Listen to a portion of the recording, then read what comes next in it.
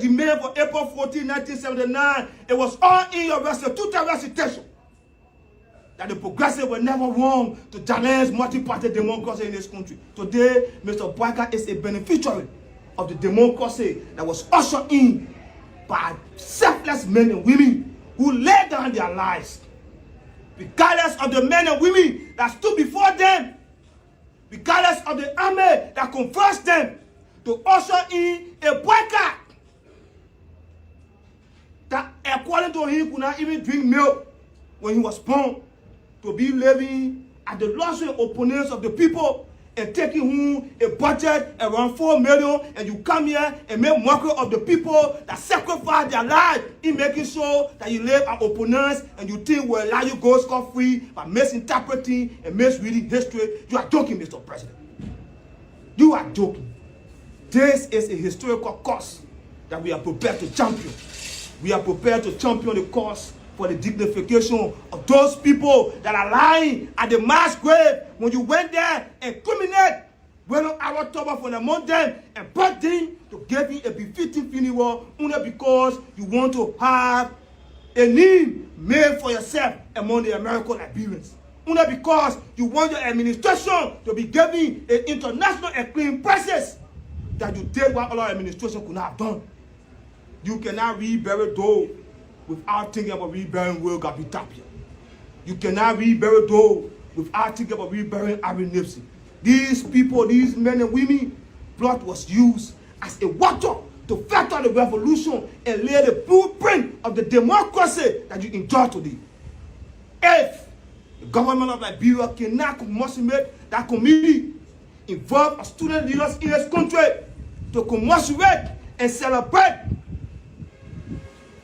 a genuine reconciliatory effort, the July 26th celebration will be another historical reality that will be confronted by men and women at the back of consciousness. We are calling on all progressive forces and ideological movement in this country to see July 26th as a day to demand national reconciliation and national healing. And may Mr. Boyka, quote-unquote, kwasa, misguided, misapplied, and misrepresented illogic of what it should be. We are saying this to Liberians. The need for reconciliation is not only given to president. We are saying this again. We hold no sympathy for Mr. Doe. We hold sympathy for Nelson Doe. Peace to our ashes. But Doe deserves to die. And if need be, if history repeats itself, he must be killed in a more brutal way than he was killed. For the fact that you can kill over 600 people, men and women, pastors and imams, babies, mothers and pregnant women, in a raid of massacre, we cannot celebrate you as a president that should be given a befitting state funeral.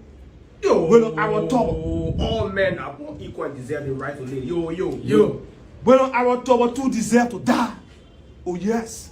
If history revisit itself, the need to have a more forceful death is imperative upon him. We owe no one an apology. Even if that ain't a rescue or deep for our stand on these issues.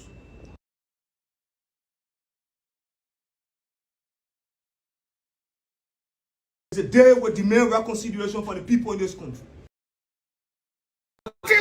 So, but then why you voted for rescue? I voted for change. You're not seeing the change. But if you say you voted for change, during Joe Weirton, you was buying Budakuda for. Sorry, don't cry. Sorry, don't cry, baby. I tell the 40,000 trouble. I see people don't have me, don't tell me for the trouble. I owe you the teenage young man. I fell on the back of there. I'm in trouble. I get cowards on the team. You got to put it on to me. You got credit on the back and they don't buy it. You got a 10% increase. See them pay the 40. Why you the winner? So I said they help me.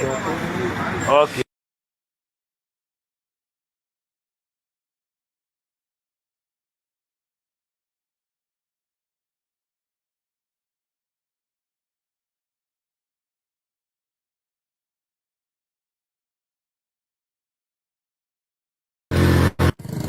This Esca is huge between Joe Weekend and Philadelphia.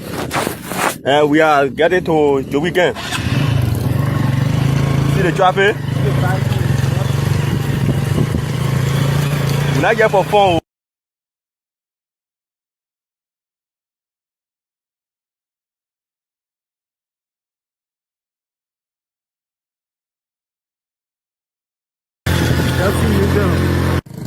This Esca is huge between Joe Weekend and Philadelphia. and we are getting to the weekend.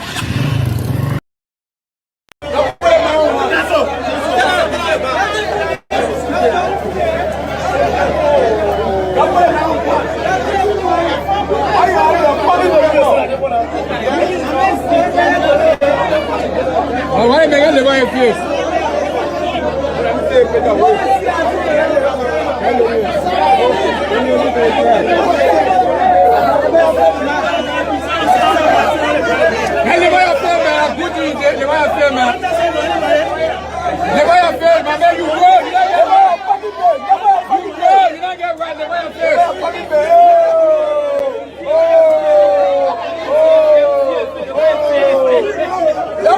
Number one. You're not the man.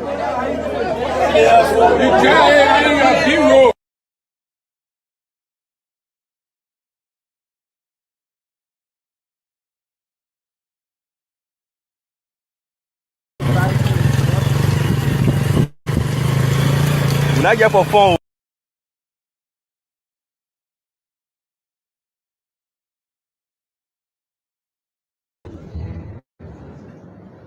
Members of the University,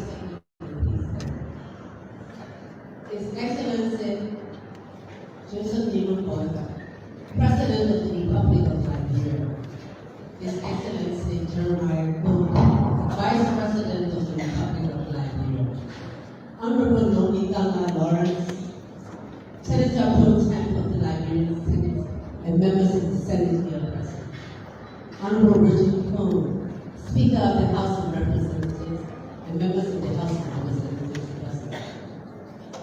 Her Excellency Drew Howard Taylor, former Vice President of the Republic of Liberia, Lindonian and members of the Diplomatic Corps, distinguished guests, ladies and gentlemen. Thank you. We, the April 22nd Memorial Group, stand before you not just as citizens of this great nation, but as the families of Liberia's 20th President, William R. Colvin Jr., who was assassinated on April 12, 1980. Families of the 13 men who were executed on April 22, 1980. Families of President Colvin's senior security details, and the families of other named distinguished dignitaries who were also killed in 1980. On that dark day, our fathers were killed without due process, without legal representation, and without a chance to defend themselves. They were branded as enemies of the people, tried in secret and killed before their families could say goodbye.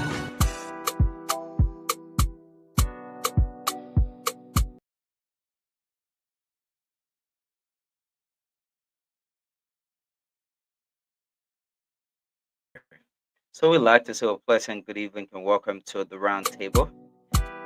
The Round Table is an hour program live here on Weez TV.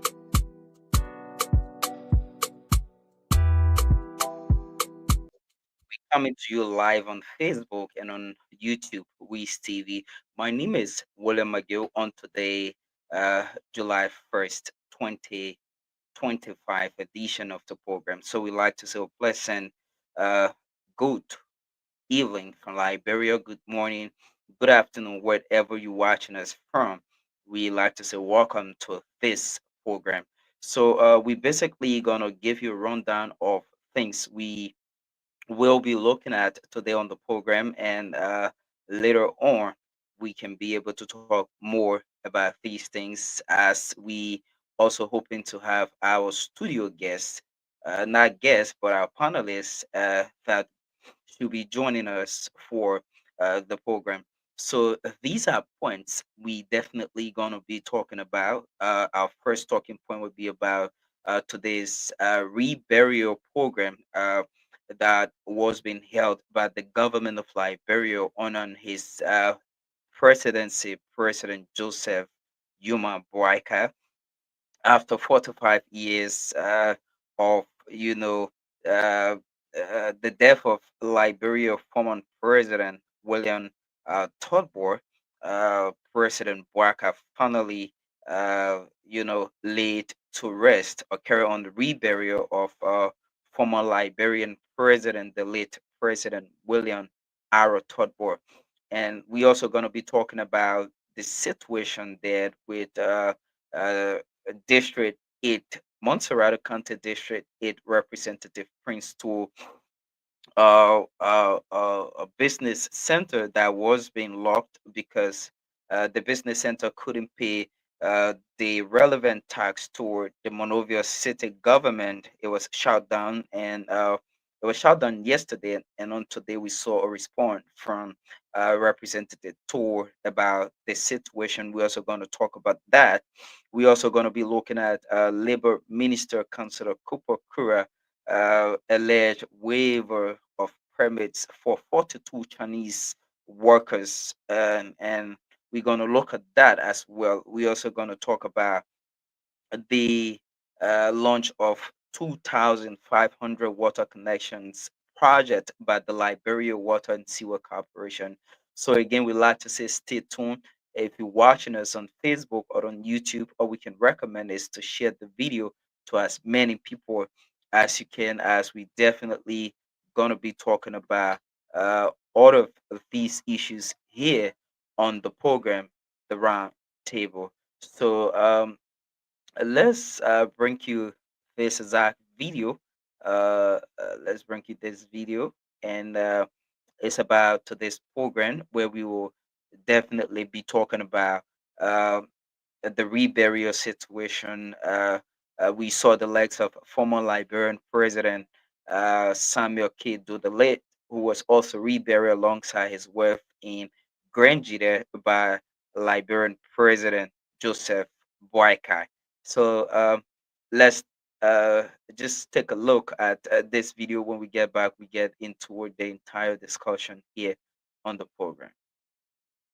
Tore through their flesh and blood. They also tore through their families' lives, tore us apart and broke our hearts.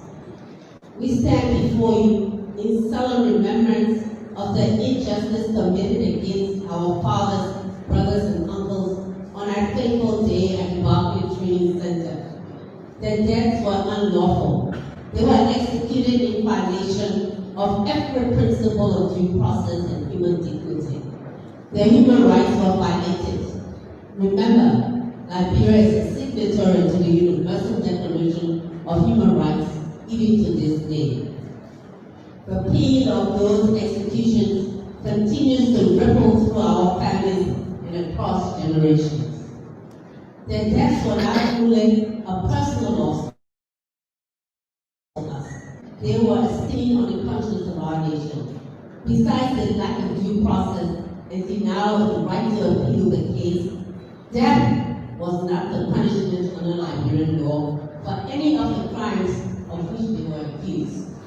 Justice was denied, and with it, the principles of fairness and humanity that should define us as a people. For years, we carried the pain in silence. We speak now because we believe silence helps no one. Our wounds may not be visible, but they are deep.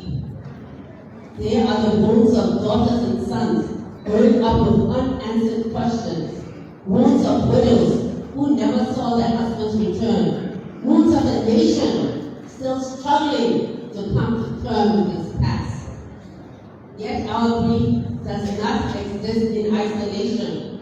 We recognize that the injustice done to our loved ones became the gateway to even greater suffering for many others.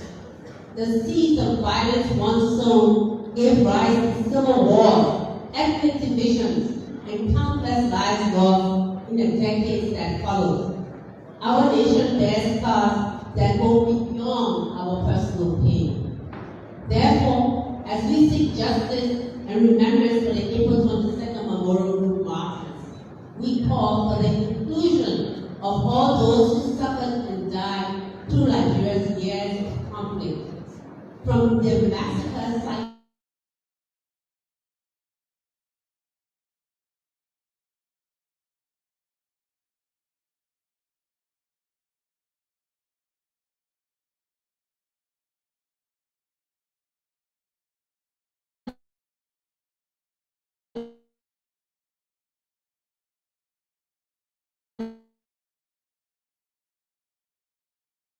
forgetting, but by remembering with purpose. We must acknowledge what happened. We must name the injustice. We must say this was wrong. The April 22nd Memorial Group has turned our pain into purpose in our attempts to heal ourselves.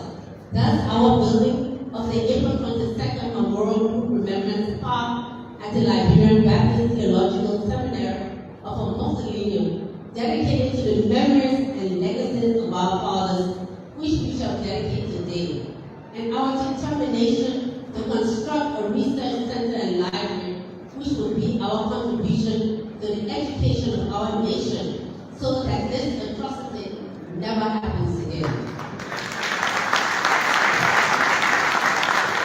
Today we make a solemn appeal to the government of Liberia and the people of this nation. 1. Officially recognize April 22nd as a National Day of Reflection and Justice. 2. Build a national memorial to honor the victims of political executions and civil conflict. 3. Implement the recommendation of the Truth and Reconciliation Commission in full. 3. 4. Provide psychosocial support to survivors and families of victims. 6. Integrate reconciliation, education in schools and communities to prevent future violence. And 7. Bring civics back into our schools.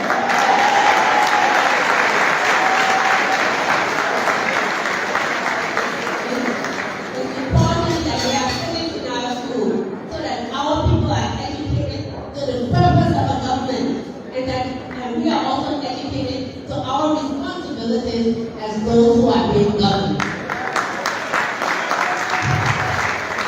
We also extend our heartfelt gratitude to the government of Liberia for the steps it has already taken towards national healing. President Boyka, we acknowledge his efforts, including your personal commitment, and we encourage you to continue boldly and honestly. We greatly thank the Liberian Baptist Theological Seminary for granting us such a beautiful and sacred place to lay our patriots to rest in a dignified manner they deserve.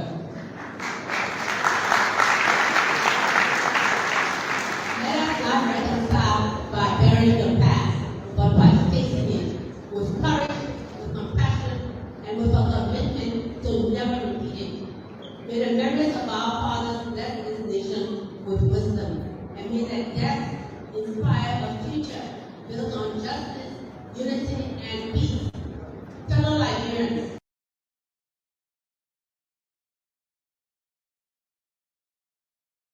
We like to say welcome back to the program, uh, uh, the roundtable here on WES TV, and it's a great pleasure to be on here tonight on the program. So we basically gonna look at our first point is the reburial, like you watched the video on the screen, talking about the reburial process of former Liberian president and 13 other government officials that were executed and in the 1980 coup d'etat on April 22nd. So, Liberian president, over the weekend, we saw that President Joseph Boyka went on to merge the late former First Lady Nancy Doe alongside her late husband, uh, uh, former President Samuel Kyon Doe, burial together to have the both former government officials uh, buried in Grand Jita. And we had a lot of comments across the country. A lot of people had their own say about the situation, how it was a political game, and some strategies for 2029 by the Liberian leader. We don't know how that is, but after the president returned back to Monrovia from his trip to Grand Jita for the burial ceremony, we also saw uh, pictures of the president meeting with the family members of the late Liberian president William R. Todmor, in making sure that we can have the reburial process as a country for the Liberian leader, the former Liberian leader. And on today, the process took place at the Centennium Pavilion, later on at the Baptist Seminary. And this is something emotional and historic for our country today. And President Boaka carrying on these reburials as something that we all must commend. But again, is it that really important? That one question we should be asking. Does the reburial mean that we're going to have national unity, or is this some sort of political game that the president is carrying on? We saw that the likes of CDC Chairman Kanyo Bangbala, Councillor Kanyo Bala, saying that this was something that their government should have done in making sure that the reburial process of the late former Liberian President Samuel Doe be done. And you have people in the opposition talking about this entire process is not essential. It's not that really important. And let me just bring this clip to tell you that a lot of situations in the country that we need to take a very keen look at as a nation. Let me bring this clip.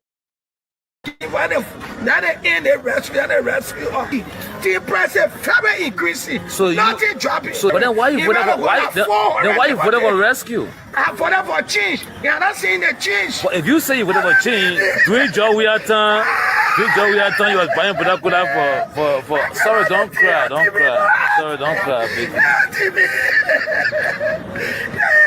I tell the 40,000 trouble. I see people don't help me, don't tell me for the trouble. I owe you the teenage young man. I fell on the back of it. I'm in trouble. I get caught outside the team. You got the put it on to me. You got credit on the back and they don't buy it. You got a 10% increase to the benefit. Why you the winner? So I said they help me. Okay. So you see, a lot of citizens are here complaining about these situations across the country. You know, the prices of local commodities in the markets are very, very high. The prices of basic needs to afford these things are very, very high. And let's just come up with some history on the former Liberian president who was reburied by the Unity Party government before we dive deep into this discussion, right? We will bring you a little history. President William Richard Todmor Jr. was born on May 13, 1913, and he died on April 12th, 1980. He was the 20th president of Liberia at the time. His term lasted from July 23rd, 1971 to April 12th, 1980. He was a prominent figure from the American Liberian elite and a deeply religious Baptist minister. He rose to ranks of the True Wing Party, which ruled Liberia since the late 1800s. And the late President Todbo served as vice president under President William V.S. Tubman for 19 years, since 1952 to 1971, when he won as a president until his death in the 1980.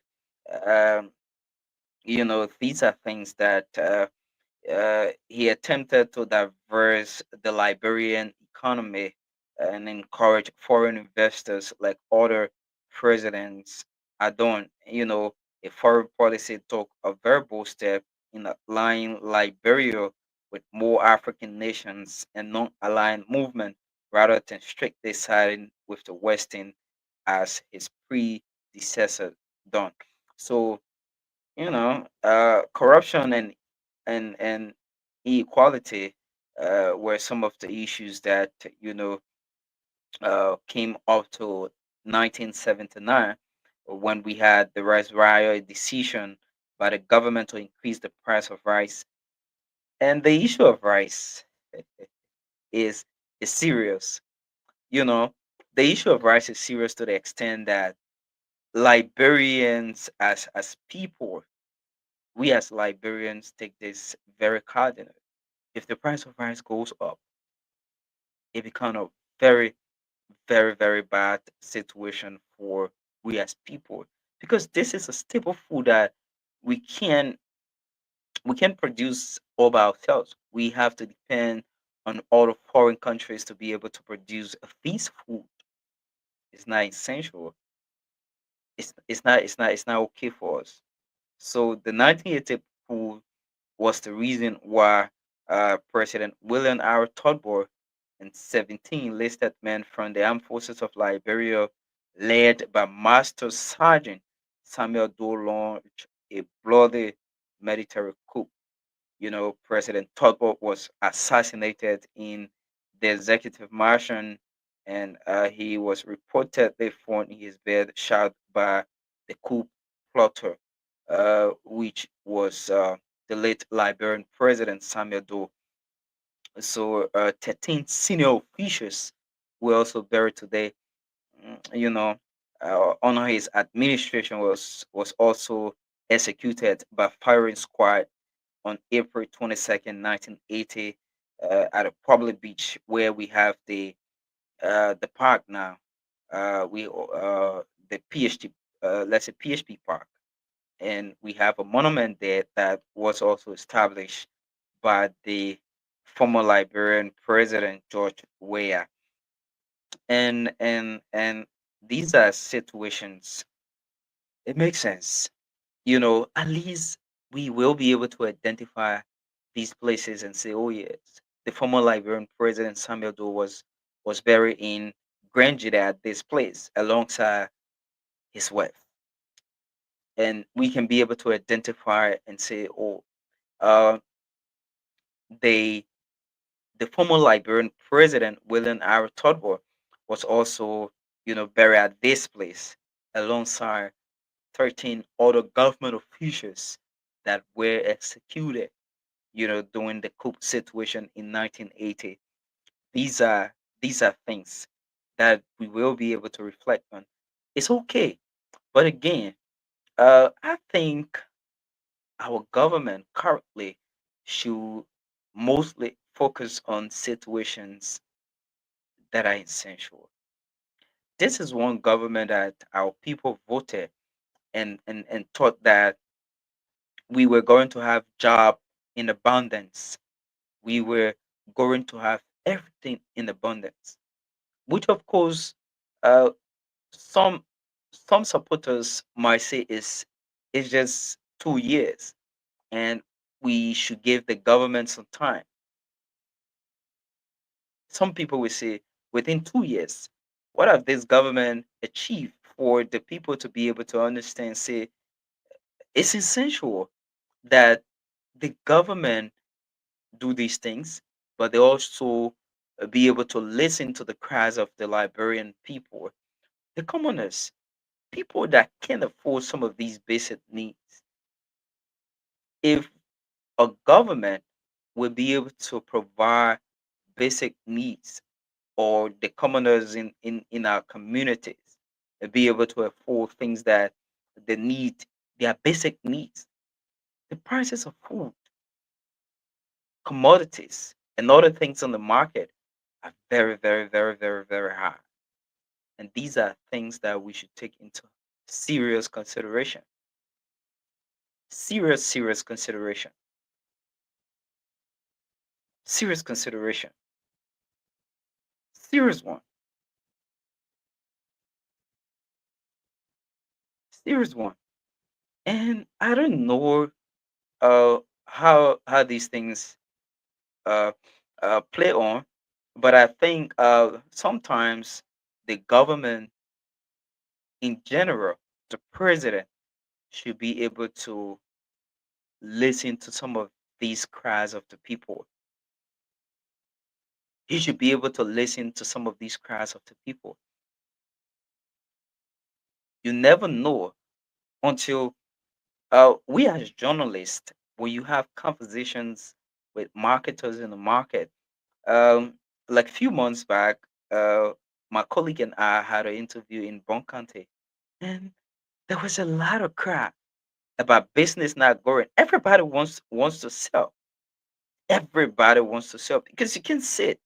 If you sit, how will you provide for your family? Everybody wants to sell. Everybody have to do something. But again, it's prudent enough that you do something and benefit. It's essential that all of these things that are done by our government be done. You know, we can find a place and say, "Oh, okay, I can go and sit and say, I reflect on things that former President Do did for Liberia, looking at the SKD, things that the former Liberian president, the late William R. Tubman, did for this country, and let me go and pay tribute at his graveside." But is that all? Is is it essential? Is it going to help our people that are in dying needs? Is it going to help our people that are in dying needs? Hmm? Is it really going to help? I think there should be a broad focus on how can we solve most of these problems. Sometimes back we had a situation with electricity, and you know, let me be very commendable because somebody will say, okay, you know, let me be commendable, right? The government is trying, but basically, there's a lot needs to be done for us as people and in a country. There's a lot needs to be done. There's a lot. There's absolutely a lot needs to be done. You can sit and say a government is a rescue government, and you allow a lot of crap. Even people who supported this government are having a problem, are complaining on a daily basis, are complaining. They are complaining. Definitely, they are complaining.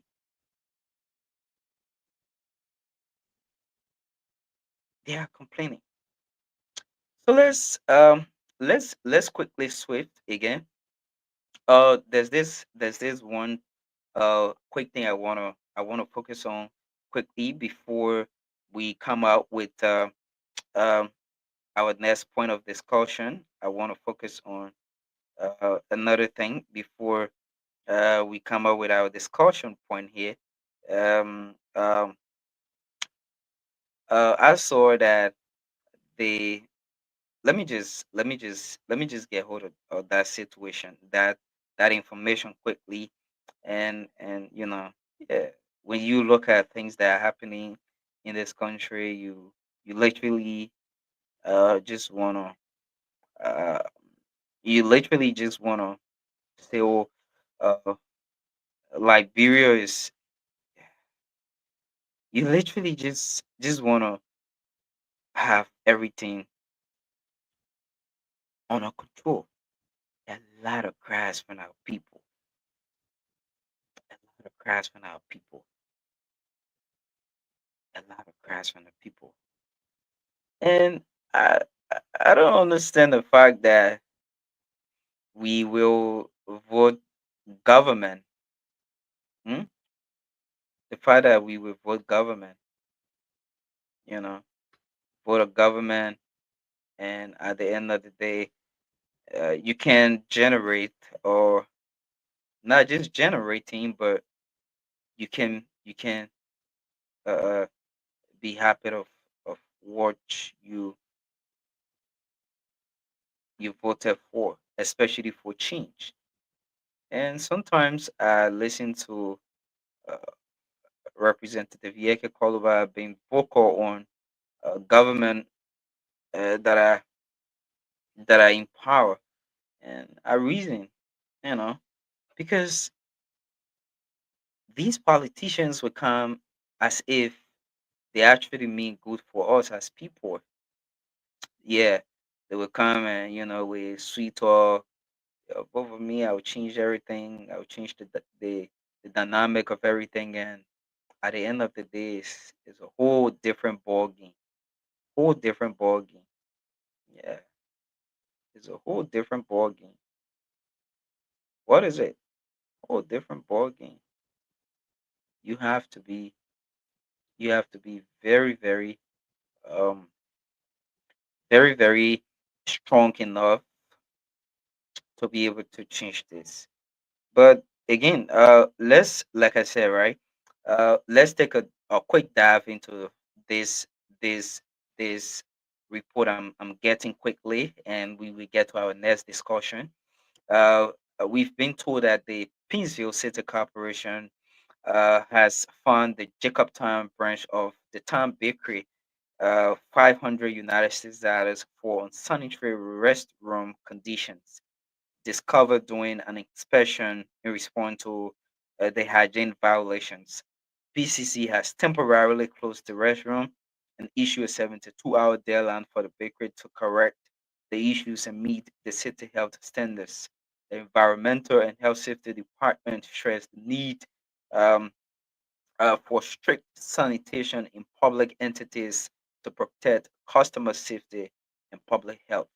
So this video was done by the Painesville City Corporation. Let me just play it quickly so you can see.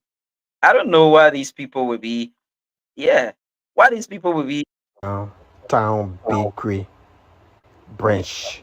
Town Bakery is one of the favorites bakeries in Liberia here. They have several branches across Montserrat County today. Here is a little video of the facility. This place you're seeing is where around the facility the water that is being used to wash utensils being used to produce the bread. This is the facility where workers will come, the staffs will come and wash and get water to make the bread. Not only get water, but also the flour, water leaks here, wasted all in the facility, mold all on the wall, all over the place is green, and the water is being dumped in the community. And not only that, but the terrible part is the bathroom. This bathroom, not even the cemetery can have this bathroom. This bathroom is not intended for a bakery. This is the bathroom. Very dirty, stink, odor.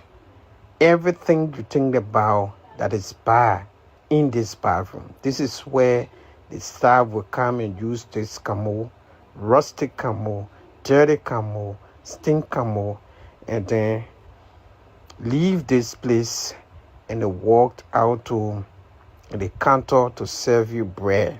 The bread you consume day and night. This is where it is produced. This is where the bread comes from. Town Bakery, Jacob Town facility here. However, the Pinesville City Corporation has found the authority here $500 to ensure that this place is clean and is kept on a good sanitary condition. We are still following this development here. I think set amount is not enough for an entity like that. Set amount is not enough. Yeah, it's not enough. It's not enough. 500, a small money. You can be running, you know, an institution that you produce food for public consumption. You have customers trooping in. You have people that have family that are working, and you have a very unsanitary condition for these people. When they get sick, there's no insurance for health. When they get sick, there's no insurance for health. That place is very deplorable. Look at the place they take water from, producing bread. How can these people be very evil? That's been very, very evil. Very evil. Yeah, very evil. You look at that. You actually look at that. I think there's a lot needs to be done. That's a lot. A lot needs to be done, especially for a country like Liberia. That's a lot needs to be done. That's a lot. That's a lot. A lot needs to be done. I'm telling you. I'm telling you for free. I'm telling you for free.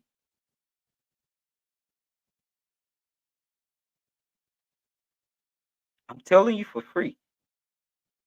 That place is horrible, especially for people working down there. It's very, very horrible. Very horrible. Very, very horrible. So let's also bring you this discussion here about uh uh um let's come on. Let's come. Um I don't know.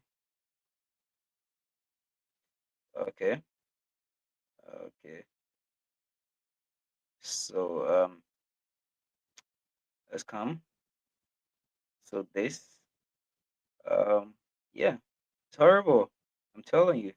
So the Liberia Water and Sewer and Water and Sewer Corporation with substantial funding from the World Bank until they launch a $40 million project in at connecting over 2,000, that's 250,000 homes in Painesville and its surrounding areas with carbon water. Yeah, it's great. It's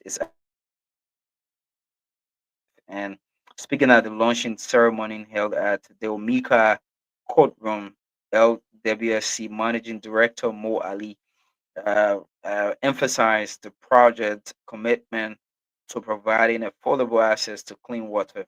The water will connect homes and it will be affordable, Ali stated.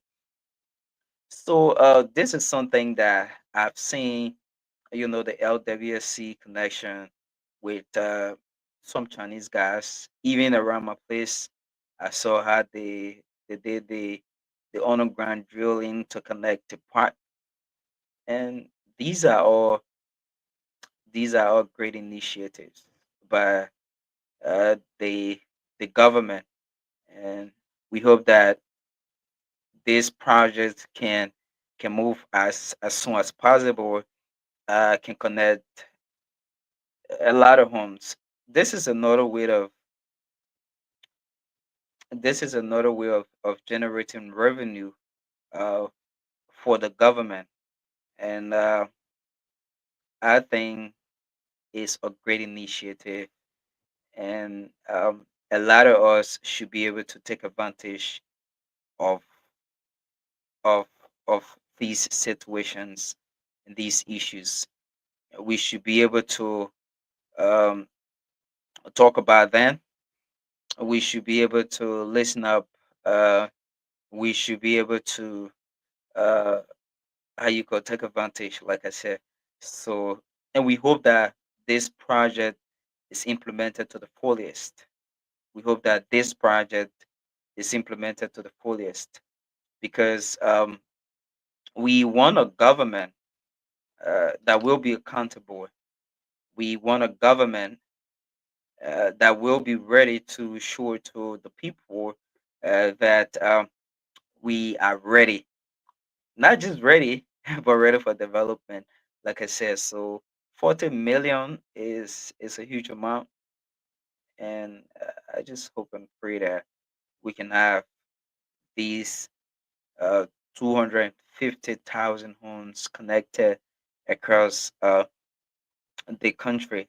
And uh, Mo Ali is doing well with the water sector, I must admit. And, you know, we just need uh, access to these things. I believe that a lot of Liberians are willing to pay for these services. Once available, they are ready to pay for these services. Yeah, they are. And again, it shouldn't be something that won't be stable. We need something that will be very stable and affordable as well. Not something that we come and we we have we have a lot of things that the government, like the current issue, a lot of complaints during the dry season, and the government continue to assure citizens that they are actually working on making sure that we can have current available for us as people. So it's a great one, and uh, yeah, it's a great one. Like I said, and uh, we also we also gather some huge information about some corruption in the the Ministry of Labor. Like I said earlier on, let me just read this, right. Let me just read this. Let me just read this. It says, the like no, not like girl what I see. I'm mainly focused on the labor ministry. So I just put out on the screen the document, uh, and we obtained this document from Verity News. Yeah, so credit to Verity News.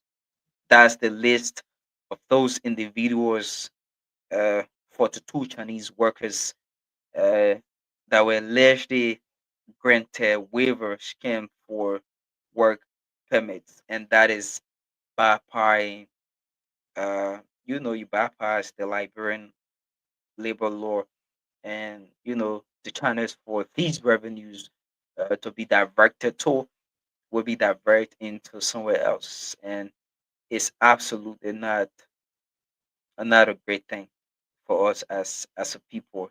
It's absolutely not a great thing for us as a people. And let me just read this. It says Labor Minister Councillor Cooper W. Kura Sr. has personally granted a 6-month work permit waiver to 42 Chinese nationals, bypassing established legal and procedural requirements. According to the report, the waiver dated May 12, 2025. Before I go deep, let me just come on with the the waiver as well, and we have all of these documents here. Okay, yeah. So here is it. Okay, so it's dated May 12, 2025. Was granted to Bengali PTE LTDA subcontractor of China Union operating in Bong months, allowing the workers to stay from May 13th to November 13th. That's 6 months, 6 good consecutive months that these workers have to stay in the country without following proper procedure. It's been alleged without official permits or reference to the Decent Work Act. The letter signed, the letter allegedly signed by Minister Kura contained no information on payments, job descriptions, or vetting, and was not included in the ministry's official work permit report to the Senate. Concern have deepened following allegations from labor ministry sources that Bangali paid more than 800 US dollars per worker. So let's just do the math, right? 800 times 42 persons. Tell me how,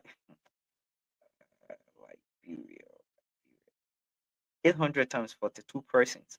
You're talking about 33,600 United States dollars that was being allegedly paid to the labor minister for such act. Allegedly paid to the labor minister for such act. You know, it was allegedly paid. Allegedly paid. You know, this is something that we actually needs to work on.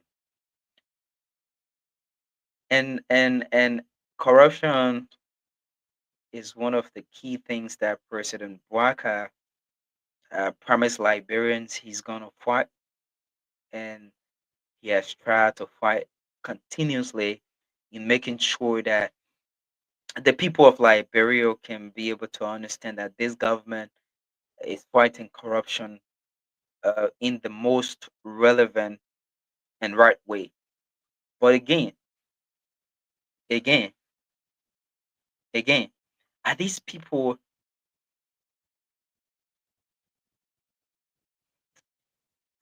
actually doing well for us as people? We can vote government that promises to be great, to do well for the people, to the commoners. I may be able to afford for myself. I may be able to afford what I want.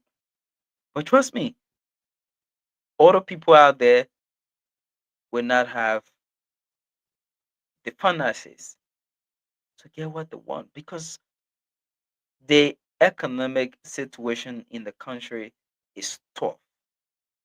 It's absolutely tough. If you want to know, people are facing challenges across the country, and other people in government are benefiting illegally, allegedly benefiting illegally. They are stealing government money, pocketing it for their self and personal use. And we hope that the Minister of Labor can come out and address this alleged corruption situation about work permit. And I've I've been able to watch other hearings from the Senate where Senator Dillon is very vocal and straight about the situation with work permits. You can have Liberians that are qualified for these jobs here in the country, and you have foreign investors coming only because they want to invest and bring companies in, and they have their own citizens coming to benefit, while we as Liberians should be benefiting. For me, I think there's more needs to be done in reversing uh, the Liberian labor law for Liberians to have more benefits. Yes, I think it's essential. It's important that we do that. It's absolutely important. It's important. It's important. It's important. Have a lot of these laws revisited. Yeah. Because a lot of us as people, and you have qualified Liberians. Qualified Liberians. Qualified Liberians. Yeah. Qualified Liberians. That are here. That are here. That are here and can do the job.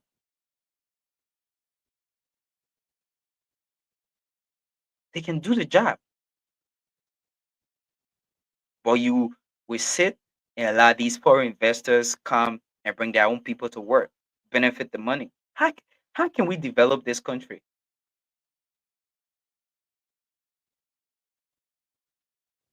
How can we? How can we? We won't, because we are not given that opportunity.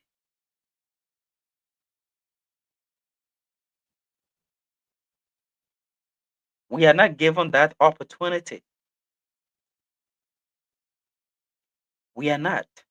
So let me just come up with this quick one, right? On the Decent Work Act of 2015, Chapter 45, work permits are required for all non-Liberian nationals employed in Liberia. Permits are only granted after employers demonstrate the inability to find qualified Liberians for the vacancy, often by public advertising a job for at least a month via newspapers, radio, and online. You see that? How many of these companies, how many of these companies that do follow the procedure, what are some of the measures that the labor ministry are putting in to make sure that, yeah, these people are following this, and they have advertised the job. There's no qualified Liberians. Do you know how many young people are stealing every day, getting degrees in different fields, diverse fields, to be able to hustle? Do you know how many? And you take foreigners over us. So the requirements for obtaining work permit as a foreign nationals in this country, you should register as a Liberian entity or local sponsor, submit a formal letter, application, or details of the job description, etc., to the Ministry of Labor. You should provide evidence of job vacancy advertisements and declare lists of applicants, Liberians. So every Liberians that have applied, you should be able to, show list. Yeah, you should be able to show list and say, oh, these Liberians apply, but they are not qualified. Hmm? Yeah. So let's quickly run up to our final talking point here, and yeah, then we can have some other discussions about some other relevant situations and be able to conclude onto this edition of the round table. The round table is a 1 hour program that brings about situations across the country. It comes to you Tuesdays and Thursdays, and is on here on Weez TV. Hope you follow, like, and share. Let's take this break, and when we definitely get back, we will bring you our final portion of this discussion. You can also join us on the WhatsApp number showing on the screen if you want to be a part of this discussion on the program, The Round Table. My name is William McGill, and keep watching Weez TV Live on Facebook and on YouTube. Of Yeke, they put them myself in a room. Only one person will come out. They lock the door. They put 10 of Yeke and myself in room with his health condition and my health condition. Now, they put us in the room. 10 of Yeke. They put us in the room. Only one person will come outside, and it will be me. I'm not scared of Yeke. I'm not afraid of Yeke. And let me tell you the truth. When I was with Nyagbeya, where gun did not kill me, I will be with Jesus. Gun kill me now. I'm more powerful than I was 1996. He's more powerful than he was 1996. Former Lord Botneke, Milton Bly, is I don't know. Yeah, I don't understand the situation with this country. To be real, I don't know the situation with Milton Bly and Honorable Yeke Koluba, because we saw some threatening remarks when he was in uh, Grand G that day when the president. So this is the labor minister, and yeah, they're looking relaxed. while while Liberians are here looking for job to be able to carry on their hustle and provide for their families, you have uh, uh, yeah, you have foreign nationals that are here enjoying what we should be enjoying. This country is another thing to see. So let's quickly come up with our final talking point, and our last talking point here is Representative Tools respond to uh, the situation about his business center where the Monrovia City Corporation shut down his business centers. So um, we are going to bring you his response, and we would dive a little bit into uh, everything that he said and the situation as well. So the Monrovia City Corporation on yesterday shut down Representative Tools shop over unpaid taxes. The Smart Print Business Center, which is located at the corner of Broad and Gelly Streets, directly opposite Raymond Building, and they completely shut down the building. So this is what the district aid lawmaker wrote on yesterday. I'm sorry, I can get a hold of it on the screen for you to read. But that's the business center you seen on the screen there when the city corporation went to shut down that place. And this is what he wrote. He said, "A well-functioning government system favors neither the rich over the poor, nor the powerful over the weak. Instead, it upholds fairness, justice, and equal opportunity for all citizens. I am proud of my country's current governance system, which ensures true equity, that's equality before the law. The nation is on the right path toward sustained growth, lasting stability, and shared prosperity. I extend my deepest gratitude to the dedicated men and women who wear our nation's seal and flag, safeguarding our security and upholding justice. Their commitment to enforcing the law and securing lawful revenue is factor to our country's development and progress. Together, we shall prevail for our nation must always come before any individual institution. So if you analyze this this entire thing, uh, if you analyze this, it tells you that uh, it's not a problem. Uh, it just shows that Representative Tools is admitting the fact that his business center have been deferring government in terms of, especially the local government, the Monrovia City Corporation, in terms of paying their monopoly tax, and is prudent upon the fact that um, it's prudent upon the fact that we always we always uh, agree that our government is doing the right thing. So this is Representative Tools, uh, him responding to his business center uh, um, being held accountable for not paying taxes to government. And let me just dive for a little bit, right? And let me just dive for a little bit. So the issue of having everybody accountable everybody accountable is essential. It's essential to the fact that we have to do, let's say, to do justice for all. The law is the law. It shouldn't be selective justice. Not because a person is a lawmaker, so you can definitely take action. You have to. You have to take action. You have to take action.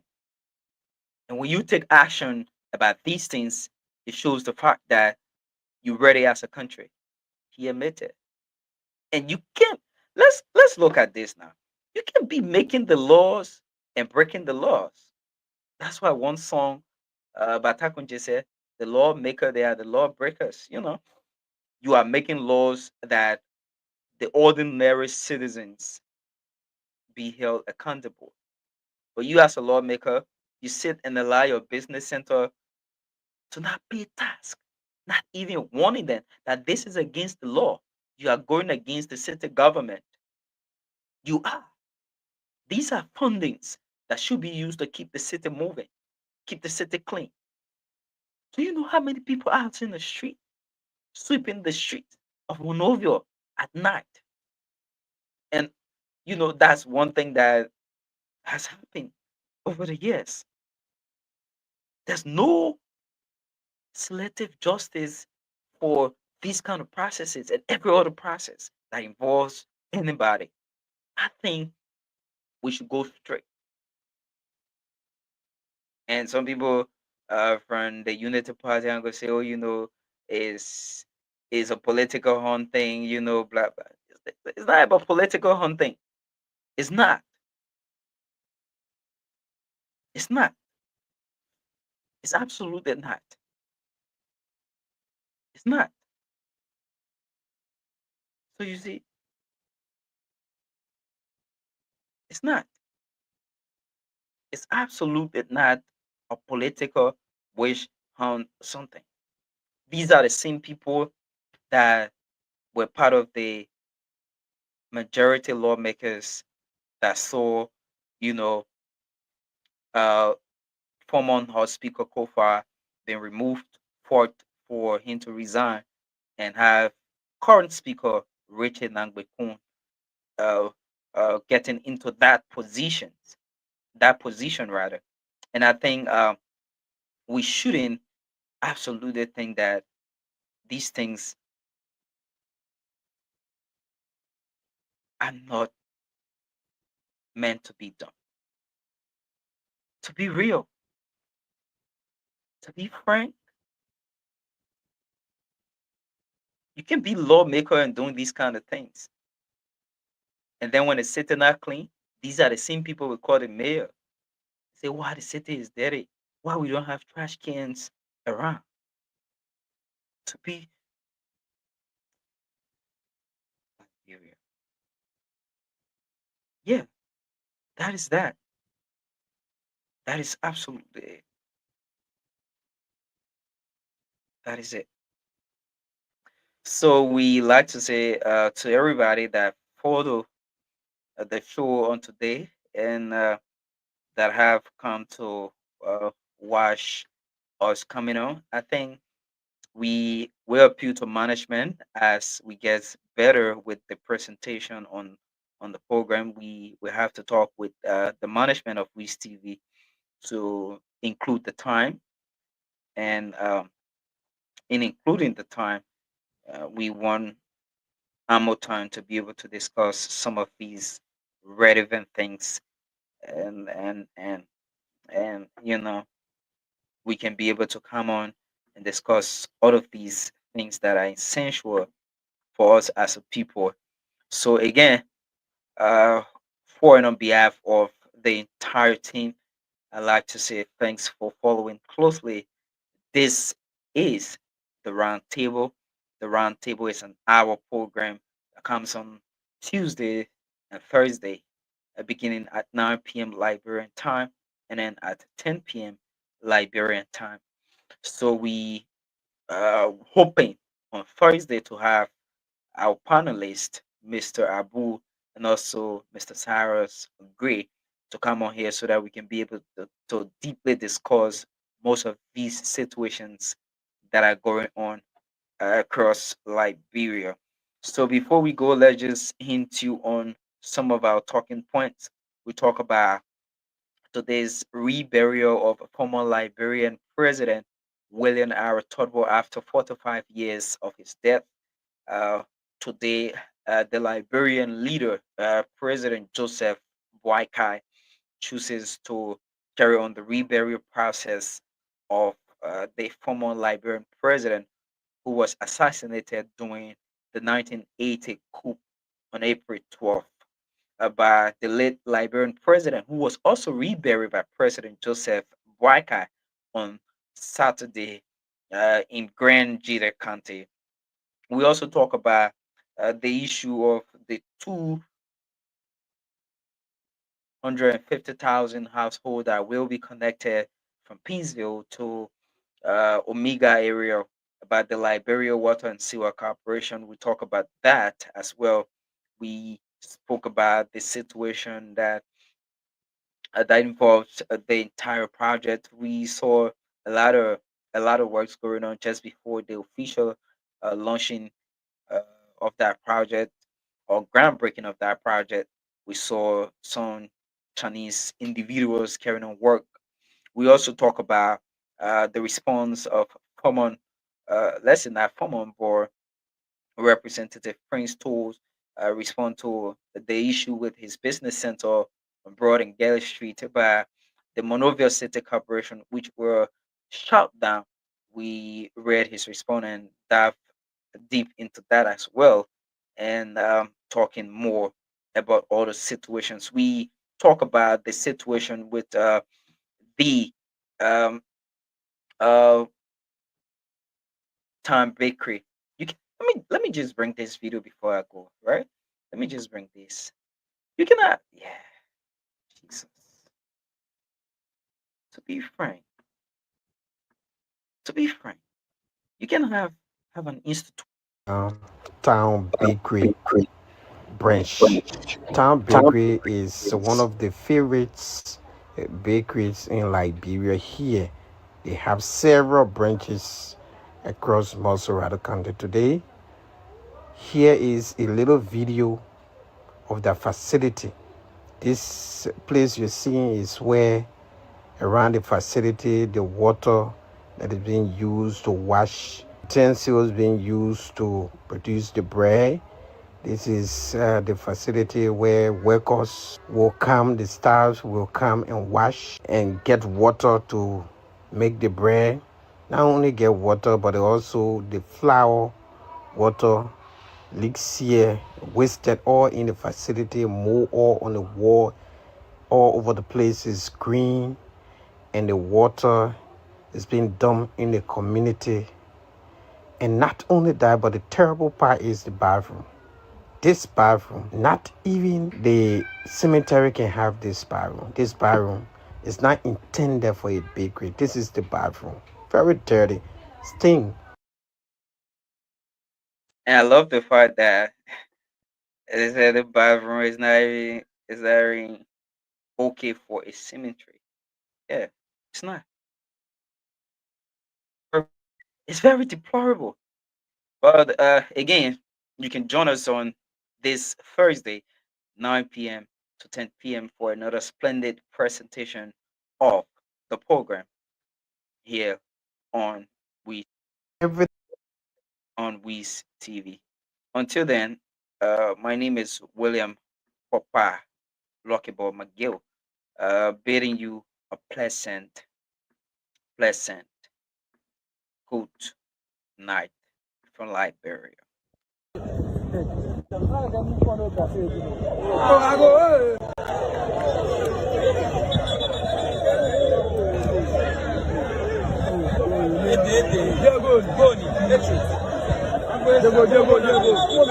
Diego.